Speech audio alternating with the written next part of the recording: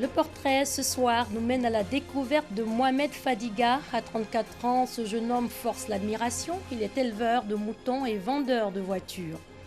Plus de 1000 étudiants jugés aptes à exercer le métier d'agent de santé. Ils sont issus de la 25e promotion de l'Institut national de formation des agents de santé INFAS Abidjan.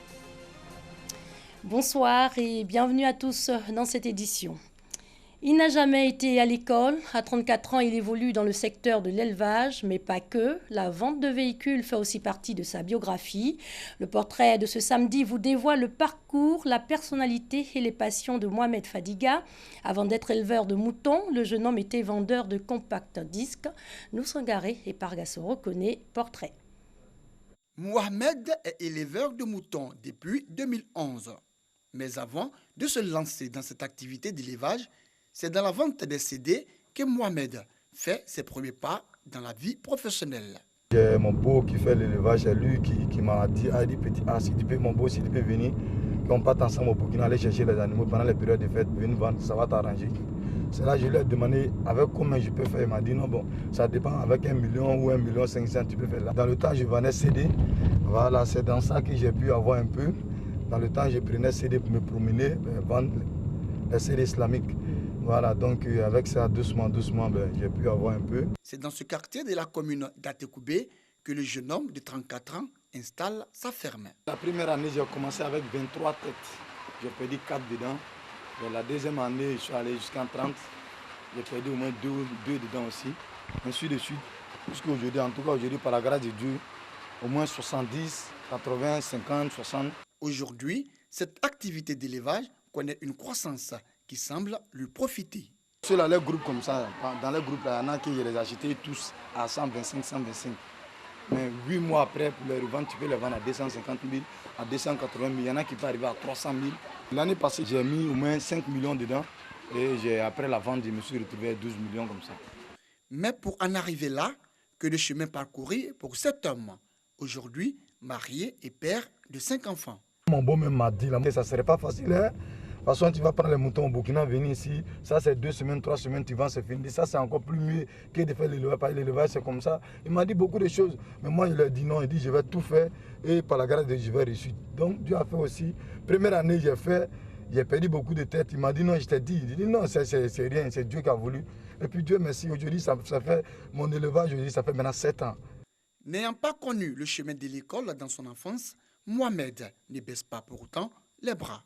À l'âge adulte, il s'inscrit dans un centre d'alphabétisation pour apprendre à lire et à écrire. J'ai vu qu'aujourd'hui, un jeune aujourd'hui, pour pouvoir faire un travail aujourd'hui, si tu n'arrives pas à lire et écrire, c'est très très difficile pour pouvoir se développer dans une activité si tu veux un peu. C'est pourquoi j'ai décidé de faire le cours du soir. Si le métier d'éleveur était traditionnellement dévolu aux nationalités étrangères, aujourd'hui, le jeune Mohamed brise cette barrière. Il y a eu beaucoup de jeunes qui m'ont dit ça là, c'est le travail des Peuls, c'est le travail des Maracas, c'est le travail des Aoucha. Beaucoup d'hommes m'ont dit ça. Moi, je dis non, travail là, il n'y a pas à faire des trucs, hein. Pas faire des trucs dans un travail. Quand il suffit seulement d'aimer ce que tu as envie de faire dans ta vie et puis aller, c'est Dieu seulement qui fait progresser l'homme. Je suis un jeune Ivoirien, je suis un Marocain, je viens de Touba. Il faut aimer ce que tu es en train de faire comme activité. Quelle que soit l'activité que tu veux faire dans ta vie, il faut toujours aimer d'avoir l'activité que tu veux faire. Par la grâce de Dieu, tu vas voir ce qui est réservé pour toi. Jeune prospère et ambitieux, Mohamed évolue également dans le secteur de la vente de voitures. C'est dans la vente de moutons que je suis rentré dans la voiture. J'avais mon permis sur moi. À chaque fois, quand je dis à mes amis de m'apprendre, ils n'étaient pas prêts. Donc, quand il y a eu un peu d'argent après la vente des moutons pendant les périodes de Tabaski, donc je me suis décidé, j'ai acheté une voiture comme ça à moi, rien que pour avoir la main. Voilà. Et quand j'ai eu la main, c'est après maintenant, il y a quelqu'un qui a vu la voiture, puis il dit, viens acheter la voiture. J'ai vendu la voiture. Je suis allé acheter une deuxième encore, je l'ai vendue. Comme ça, j'ai décidé de devenir vendeur de voitures désormais. Du courage, le jeune homme en a à revendre, ce qui force l'admiration de son entourage. Il est connu dans la vente des CD et après il a commencé à rentrer dans la vente de moutons. Voilà, des moutons et puis après il est venu encore dans la vente de voitures. Ça fait 2 ans et demi qu'il est dans la vente de voitures aussi. En tout cas, bon, ça se passe bien avec lui. Pas de problème, c'est quelqu'un qui a une vie organisée, c'est quelqu'un qui vraiment veut se battre. Il a une ambition, un objectif qu'il veut atteindre. Voilà, quand on le voit venir, vraiment, on sait que c'est quelqu'un qui vise de loin. Grâce à Dieu, grâce à lui aussi, on est tous ici aussi. L'Eldorado, c'est ici, comme il se plaît à le dire. histoire d'interpeller tous ces jeunes qui empruntent le chemin du désert et de la mer pour l'Europe à la recherche d'une vie meilleure. Moi, en tout cas, ce que je peux dire à les jeunes, c'est de prendre courage et se dire que ce que tu as dans ta main là, prends toujours courage, tu peux te développer. Je ne suis pas allé quelque part, je suis resté chez moi ici. Par la grâce de Dieu aussi, je remercie le bon Dieu. Je ne dis pas que ça va parfaitement, mais alhamdoulilah, je remercie le bon Dieu. Parce qu'aujourd'hui, j'arrive à m'occuper de ma famille et j'arrive à subvenir à mes besoins. Il ne s'agit pas de prendre l'enseignement pour aller en Europe. Si tu as un petit jeton ici, que tu as un 2 millions, bien tu as un 3 millions, tu peux investir dans quelque chose. Partir de rien pour se faire une place au soleil, c'est possible. Il suffit d'y croire et le parcours du jeune Mohamed en est une parfaite illustration. Eux aussi, ils sont jeunes. Vous les verrez peut-être dans certains centres de santé et CHU. 1195 étudiants ont été jugés aptes à exercer le métier d'agent de santé. Ces étudiants sont issus de la 25e promotion de l'Institut national de formation des agents de santé. Cérémonie officielle de remise de diplôme à l'INFAS Abidjan. Je considérerai la santé de mon patient comme mon premier souci. Je maintiendrai dans toute la mesure de mes moyens l'honneur et les nobles traditions de la profession médicale. Je fais ces promesses solennellement, librement, sur l'honneur. Après 3 années de formation, ils sont jugés aptes à exercer le métier d'agent de santé. Au nombre de 1195, les étudiants de la 25e promotion de l'INFAS Abidjan, Institut national de formation des agents de santé, ont reçu leur diplôme de fin de cycle. Je voulais remercier le Seigneur qui m'a donné le courage, la force et l'abnégation de pouvoir vraiment me concentrer et me consacrer à mes études de sciences infirmières. Nous avons été formés pendant 3 années et nous sommes prompts à répondre sur n'importe quel terrain, que ce soit en Côte d'Ivoire, à l'international, nous ferons valoir nos compétences. Ces étudiants de la 25e promotion ont exprimé leur gratitude au corps enseignant et personnel du dit institut pour leur soutien durant ces 3 années de formation. Les nouveaux agents de santé entendent contribuer au rayonnement du système sanitaire ivoirien. C'est une formation de qualité parce que nous avons des enseignants et des professeurs de qualité qui chaque jour se mettent à la tâche pour le perfectionnement de notre métier. Et nous, en tant qu'étudiants conscients et pour l'avenir de nos populations, de la santé de nos populations, on ne fait qu'adhérer tout ce qui peut contribuer à notre bien-être, à la formation de qualité que nous avons tant recherchée. La promotion est baptisée Promotion Paul Sewé du nom de l'ancien directeur de l'INFAS Korogo.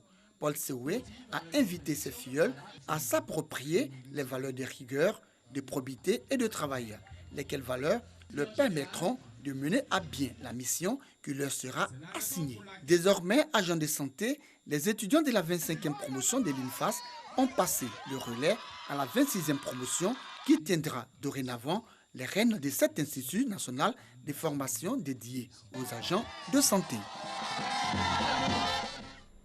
Au chapitre sport, CAN des U20, Niger 2019, les Ivoiriens éliminés de la compétition. Le match Côte d'Ivoire-Gabon qui s'est joué cet après-midi au stade Félix Houphouët-Boigny a pourtant vu la victoire de la sélection ivoirienne. 2-0 pour la Côte d'Ivoire qui malheureusement avait concédé 3 buts à l'aller. Mondial 2018, la Coupe du Monde s'ouvre le 14 juin en Russie. À moins des mois de l'événement, la RTI entre déjà en lice. La direction marketing et communication annonce les couleurs. C'était au cours d'une conférence de presse. Salif Ouattara de RTI Sport. À 27 jours du coup d'envoi officiel de la Coupe du Monde, la radiodiffusion télévision ivoirienne affûte ses armes. Elle a donc initié une conférence de presse pour présenter son dispositif éditorial et marketing.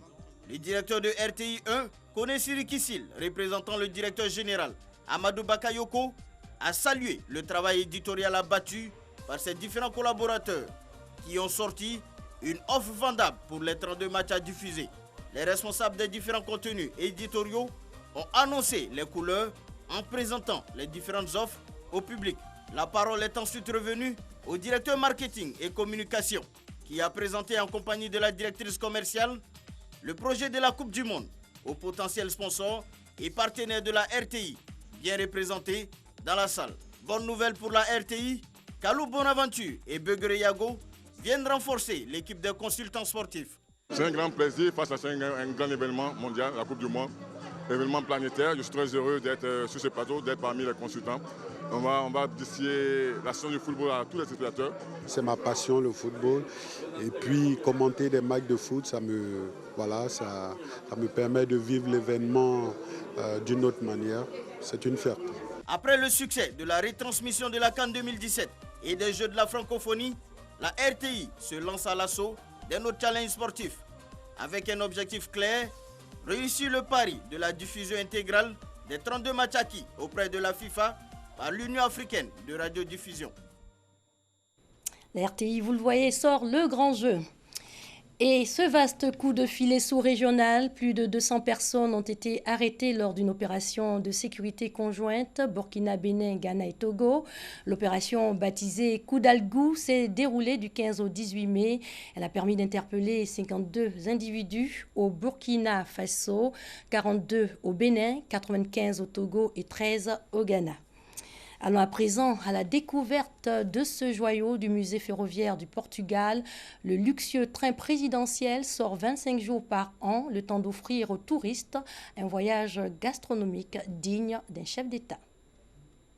Ce train unique a transporté tous les présidents portugais, ainsi que leurs prestigieux hôtes de passage, papes, rois ou reines. Il circule 25 jours par an, grâce au projet fou d'un homme d'affaires passionné. Quand j'ai vu ce train pour la première fois au musée ferroviaire, je suis rentré chez moi et j'ai dit à ma famille que j'étais amoureux de ce train et que je voulais absolument en faire quelque chose. Ma fille m'a dit « et si on en faisait un restaurant ?» J'ai trouvé l'idée géniale et je me suis mise au travail pour créer The Presidential.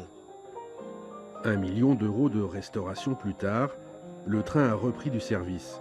Il fait désormais le bonheur des touristes, dont 70% sont étrangers. On adore ce voyage, on adore le Portugal. Nous avons commencé par Lisbonne, puis on est venu à Porto et dans la région pour découvrir les vignobles. C'est vraiment super.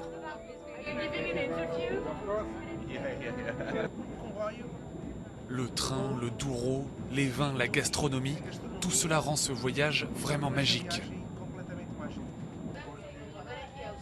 Une magie qui coûte 500 € pour 9 heures de voyage aller-retour, une visite du cave à Porto et un déjeuner gastronomique. À chaque trajet, un grand chef portugais différent se met au fourneau. Les passagers savourent une cuisine délicieuse et les meilleurs vins du monde dans un endroit où a mangé la reine Elisabeth II ou le roi Dom Luis. Dans un train où il n'y a eu dans toute son histoire, depuis 1890 jusqu'à aujourd'hui, que 2500 personnes, peut-être, qui ont eu ce privilège. Et c'est en cela que notre train est unique. Il n'y a aucune autre expérience de ce type dans le monde. Un voyage dans le temps, avant que le train présidentiel ne retourne au musée, prochain départ à l'automne, pendant les vendanges.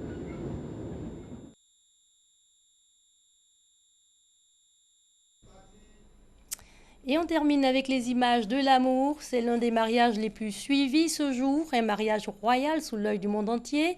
Le prince Harry et l'ex-actrice américaine Meghan Markle se sont unis dans la liesse populaire. C'était ce samedi à la chapelle Saint-Georges du château de Windsor. Ce sera tout pour ce soir. Bonne suite de programmes sur les antennes de la RTI, la marque du service public.